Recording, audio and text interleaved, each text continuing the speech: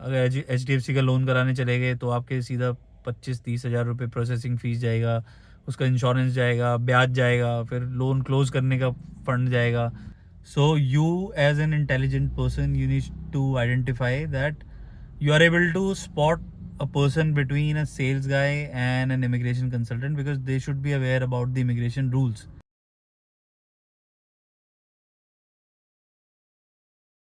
बहुत सारी चीज़ों को पहले से ही ना बोल पाओगे जिससे आपका टाइम, मनी, एनर्जी सब बचेगा. सो सब्सक्राइब करना. वीज़ा आए तो लोगों का जिनका आ भी रहा है, जो आप देख रहे हो, उनमें थोड़ा एटलीस्ट कॉन्ग्रेचुलेशन तो लिख लो. उस बच्चे ने कितनी आगे स्टेप लिए कि वो एक वीज़ा की स्टेज पे पहुंच गया है. मैं देखता हूँ कि मैंने वो अप्रूवल वाली वीडियो डाली, किसी ने कॉन्ग्रेचुलेट नहीं किया करणदीप को, किसी ने कुछ बोला ही नहीं. These are not good things यार. तुम्हारा भी आएगा, हम भी सेलिब्रेट करेंगे. हाँ, तो जो भी बच्चे हमारे साथ वीज़ा अप्लाई करना चाहते हैं उनके साथ मैं रेगुलरली अपडेट शेयर करता रहता हूँ. And the purpose of these updates are that कि आप लोग अपडेटेड रहें या आपकी जो सिचुएशंस हैं उनसे आप ये चीज़ें रिलेट करें और ये डिसीजन ले पाएँ कि आपका वीज़ा लगने की जो प्रोबेबिलिटी है वो कितनी है. Because being in the industry for last 10 years, what I have realized is that if your file is as per the immigration guidelines, then the probability of you getting the visa remains the highest. तो अगर आप rules and regulation का follow करोगे, अच्छे से आपको पता होगा, तो आप इजीली वीज़ा ले पाओगे. अब बहुत सारे कंसल्टेंट के साथ दिक्कत ये रहती है कि they are into sales, they don't know about the visa regulation. So these are two different profiles. So one is your counselor and the other person is the guy who is doing the sales.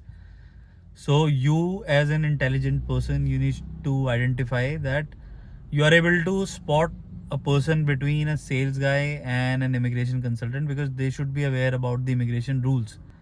If they would know about the immigration rules, they would be able to guide you better. तो इसी तरीके से आपको सोचना है कि आप जिनके साथ भी अपनी फ़ाइल प्रोसेस कर रहे हो उनको इस इंडस्ट्री की कितनी नॉलेज है, वो कितना एक्सपीरियंस ले चुके हैं, कितने वीज़ा कराए हैं, उनका अप्रूवल रेट क्या है. क्योंकि अभी जो इमिग्रेशन की लेटेस्ट जो अभी वो आई है नंबर्स 2024 के, उसमें जो टोटल अप्रूवल रेट है वो 50% है. तो 50% बच्चों ने वीज़ा की फ़ीस जो है वो गंवाई है, जो कि वो इजीली बचा सकते थे अगर वो पहले ही एक ऐसी बंदे से मिलते जो कि इमिग्रेशन के रूल्स जानता है, जिसको पता है कि किस तरीके से वीज़ा अप्लाई होता है, कौन से डॉक्यूमेंट्स लगते हैं, किस स्टेज पर क्या रिक्वायरमेंट है, वो पूरी करते रहें. तो जब तक आपका कंसल्टेंट ठीक नहीं सेलेक्ट होगा तो आप भी उन 50% की तरफ हो सकते हो जिनका वीज़ा डिक्लाइन हुआ है.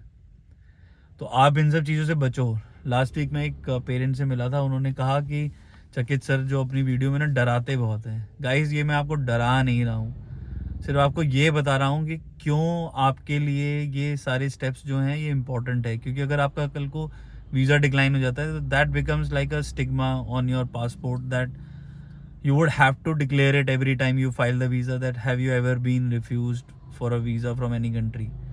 So refusal is something which you need to take it very very seriously, that your visa should not get declined and you would need somebody who can tell you at a very initial stage कि जब आप बिल्कुल offer letter वाली stage पे हो तभी आपको अगर पता लग जाए कि मेरा वीज़ा आएगा नहीं आएगा, तो आप वो उस उम्मीद को भी मरने से बचा लेते हो कि आप अप्लाई करोगे, एक्साइटेड होगे, ऑफर आ गया, अब मेरा एडमिशन हो गया और मेरा वीज़ा आ ही जाएगा, क्योंकि यही उम्मीद आपको बेची जाती है. तो इस उम्मीद से बचो. आप पहले ही अपना डिसीजन ले सकते हो कि मेरे वीज़ा आने की प्रोबेबिलिटी कितनी है, जो कि एक एक्सपीरियंस काउंसलर आपको इजीली बता सकता है, जिसके पास एक्सपीरियंस है उस कंट्री का, जिसने वहाँ का एजुकेशन सिस्टम में बच्चे प्लेस किए हैं, उनके अच्छे आउटकम आए हैं. ये बहुत इंपॉर्टेंट चीज़ें हैं जो आपको पता होनी चाहिए एज अ कंपनी की. उसका खुद का कितना एक्सपीरियंस है, has he ever crossed an airport. उस काउंसलर ने भी कभी एयरपोर्ट क्रॉस किया है? बहुत सारे काउंसलर को मैं जानता हूँ जिन्होंने आज तक फ्लाइट में नहीं बैठे हैं. Because I take regular interviews, I speak to people, and then we find the best counselors in the industry and put them on our panel, because everyone should know everything. Everyone should know how to file an application, everyone should know how to file visa, how to guide for funds, the college requirement, everything should be there in their mind. So if it is there in their mind, they can even be half asleep, they can still counsel you. That's kind of people I work with. I'm very proud of my team, and I am very humbled to have them with me. There are people who's been working with me from last 6-7 years, and we could only stick together because we know how to work in collaboration. So as soon as a student come into our system, we create a WhatsApp group. That WhatsApp group is pretty much live 24/7, because anytime you have any problem or a question, you can just simply write to us. As soon as somebody will see that message, you will get an update. Be it your offer letter आया है कि नहीं आया, visa कब आएगा, कैसे आएगा, document sharing, everything. We are that humanly fast. अब व्हाट्सएप से ज़्यादा तेज कोई भी डिवाइस, कोई भी ऐप कोई नहीं चला सकता, ये आप भी जानते हो, क्योंकि ये हर किसी के हाथ में होती है, हर किसी के कंट्रोल में होती है. कॉलिंग भी है, वीडियो कॉल भी है. So whatever resources are there in this modern era, we are trying to follow them and being very very transparent. आपको अपनी रियलमी का एक्सेस चाहिए, वो मिलेगा. आपके साथ एप्लीकेशन शेयर होगी, आपके साथ हर स्टेटस लाइव शेयर होगा, जैसे जैसे आपका होगा. जो भी आपके क्वेश्चन होंगे वो आंसर होंगे. So this is the kind of service we believe in. तो आपको बहुत ध्यान से अपने कंसल्टेंट को चूज़ करना है, और अगर आप इस चीज़ को करोगे तो डेफिनेटली आप अपनी बहुत सारा टाइम, मनी, एफर्ट बच जाएगा. अगर HDFC का लोन कराने चले गए तो आपके सीधा 25-30 हज़ार रुपये प्रोसेसिंग फ़ीस जाएगा, उसका इंश्योरेंस जाएगा, ब्याज जाएगा, फिर लोन क्लोज़ करने का फंड जाएगा. तो ऐसी बहुत सारी चीज़ें हैं.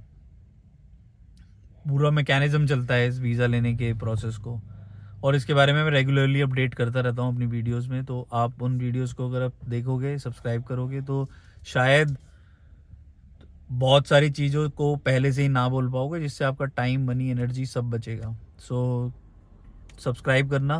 वीज़ा आए तो लोगों का जिनका आ भी रहा है, जो आप देख रहे हो, उनमें थोड़ा एटलीस्ट कॉन्ग्रेचुलेशन तो लिख लो. उस बच्चे ने कितनी आगे स्टेप लिए कि वो एक वीज़ा की स्टेज पे पहुंच गया है. मैं देखता हूँ कि मैंने वो अप्रूवल वाली वीडियो डाली, किसी ने कॉन्ग्रेचुलेट नहीं किया करणदीप को, किसी ने कुछ बोला ही नहीं. These are not good things यार. तुम्हारा भी आएगा, हम भी सेलिब्रेट करेंगे. और इसीलिए अभी मैं एक लिस्ट लॉन्च करने वाला हूँ, जिसमें अभी हम नेक्स्ट 50 जो स्टूडेंट है जिनके वीज़ा पे हम काम कर रहे हैं, उनका नाम, उनका कोर्स, किस जगह से वो इंडिया से हैं, वो हम सब बताएंगे.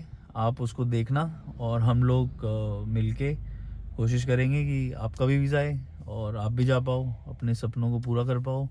न्यूजीलैंड नहीं जा पाओगे तो कहीं और जाओगे, कहीं नहीं जाओगे तो एटलीस्ट घर में सेफ रहोगे. किसी अच्छे भले इंसान को ढूंढो, उससे अपना वीज़ा कराओ. So thank you. We shall see you tomorrow. Till then, you guys take care of yourself. Bye bye.